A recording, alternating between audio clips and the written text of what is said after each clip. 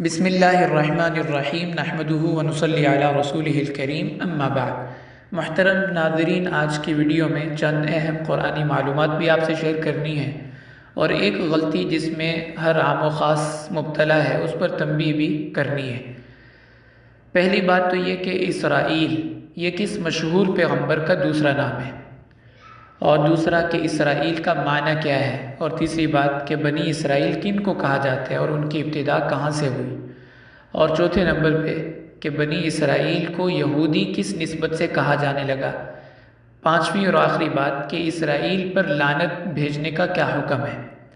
تو ہم شروع کرتے ہیں اسی ترتیب سے کہ اسرائیل کس مشہور پیغمبر کا دوسرا نام ہے۔ اس کے بارے میں مفسرین فرماتے ہیں کہ اسرائیل حضرت یعقوب علیہ السلام کا دوسرا نام ہے، جس کو ہم لقب بھی کہہ سکتے ہیں، اور اللہ تعالیٰ نے قرآن پاک میں 2 جگہ اس نام سے ان کا تذکرہ فرمایا۔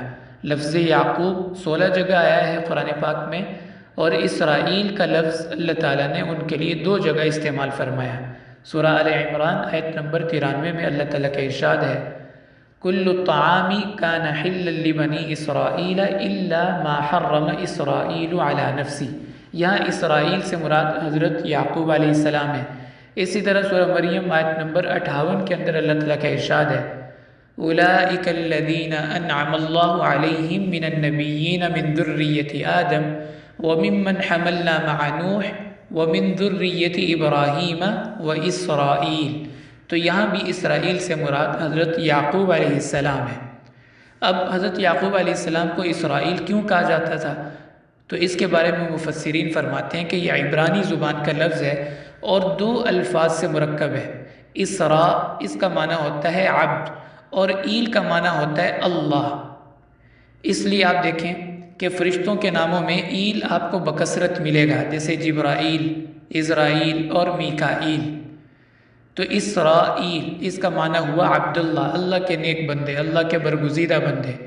جب حضرت یعقوب علیہ السلام کنعان سے ہجرت فرما کر مصر تشریف لائے تو اہل مصر میں آپ اسی لقب سے مشہور ہو گئے، اور سب آپ کو اسرائیل کے نام سے پکارنے لگے۔ تو اس طرح حضرت یعقوب علیہ السلام کا یہ لقب مشہور ہو گیا، اور اسرائیل یہ آپ کے نام کے ساتھ چلنے لگا، اور اس کو اللہ تعالیٰ نے بھی قرآن پاک میں جیسے میں نے عرض کیا 2 جگہ اس کا تذکرہ فرمایا ہے۔ تیسری بات کہ بنی اسرائیل کن کو کہا جاتا ہے اور ان کی ابتدا کہاں سے ہوئی۔ تو حضرت یعقوب علیہ السلام کے 12 بیٹے تھے، اور ان 12 بیٹوں سے آگے جو اولاد چلی ان کو بنی اسرائیل کہا جاتا ہے، یعنی اس سے مراد حضرت یعقوب علیہ السلام کی آل اولاد۔ حضرت یعقوب علیہ السلام کے 2 بیٹے یعنی حضرت یوسف اور بنیامین ایک بیوی سے تھی جن کا نام تھا راحیل۔ یہ دونوں بیٹے ایک بیوی سے تھے اور باقی 10 بیٹے دوسری بیوی سے تھے۔ تو ان 12 بیٹوں سے جو آگے اولاد اور نسل چلی ان کو بنی اسرائیل کہا جاتا ہے۔ چوتھی بات کہ ان کو یہود کہنے کی نسبت یا اس کی وجہ کیا ہے، یعنی بنی اسرائیل کو یہودی کیوں کہا جاتا ہے۔ اس کی وجہ یہ کہ حضرت یعقوب علیہ السلام کے 12 بیٹوں میں جو سب سے بڑے بیٹے تھے ان کا نام تھا یہودا، ان کی طرف نسبت کر کے بنی اسرائیل کو یہودی بھی کہا جانے لگا۔ بنی اسرائیل بھی ان کو کہا جاتا ہے اور یہودی بھی ان کو کہا جاتا ہے۔ یہ وہی بیٹے ہیں جن کا اللہ تعالیٰ نے قرآن پاک میں 2 جگہ تذکرہ فرمایا، کیونکہ ان کے اندر رحمت غالب تھی، شفقت غالب تھی، اس لیے انہوں نے حضرت یوسف علیہ السلام جو ان کے چھوٹے بھائی تھے کوشش کرتے تھے کہ بھائیوں کو ان سے دور رکھا جائے اور ان کے شر سے بھائی کو بچایا جائے، لیکن چونکہ کمزور تھے اس لیے سب کا مقابلہ نہیں کر سکتے تھے، لیکن یہ کہ کم از کم اپنی طرف سے مشورہ ان کو اچھا دیا کرتے تھے۔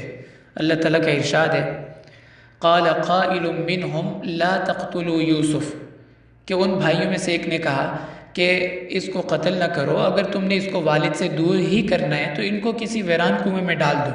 تو یہ مشورہ دینے والے بھی بڑے بھائی تھے جن کا نام تھا یہودا۔ اور اسی طرح جب بنیامین مصر کے اندر پھنس گئے اور واپسی کی کوئی صورت نظر نہ آئی تو یہی بیٹے تھے جنہوں نے کہا کہ میں اب اپنے والد کا سامنا نہیں کر سکتا شرم کی وجہ سے، اس لیے آپ لوگ چلے جائیں اور والد صاحب سے جا کے ساری صورتحال بھی عرض کر دیں، اگر وہ معافی دے دیں مجھے تو پھر میں ان کے سامنے جا سکتا ہوں۔ قال کبیرہم الم تعلموا ان اباکم، قد اخذ علیکم موثقا من اللہ ومن قبل ما فرطتم فی یوسف، کہ تم یوسف علیہ السلام کے معاملے میں بھی پہلے زیادتی کر چکے ہو اور بنیامین کے ساتھ بھی اب یہ معاملہ پیش آ گیا، اس لیے اب تو میں نہیں جاؤں گا جب تک کہ والد یعنی حضرت یعقوب علیہ السلام کی طرف سے معافی کا اعلان نہ ہو جائے۔